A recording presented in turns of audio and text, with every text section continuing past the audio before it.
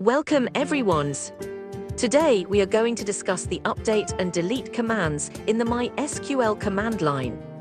These commands are very important because they help us modify and remove data from a table inside a database.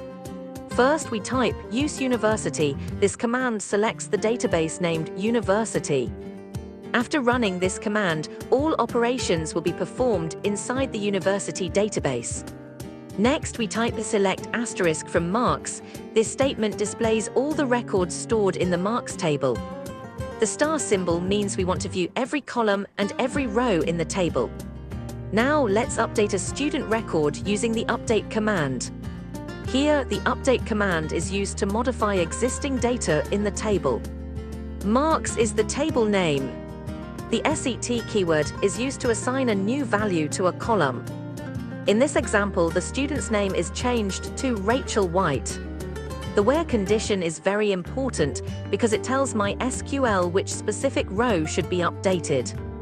Here, only the student with student ID 1002 will be changed. Next, we use the delete command. This command removes a row from the marks table.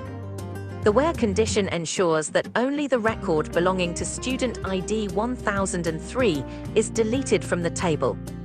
Finally, we type select asterisk from marks. This command displays the table again so we can see the updated result after performing the update and delete operations. That's how we can use update and delete commands in the MySQL command line.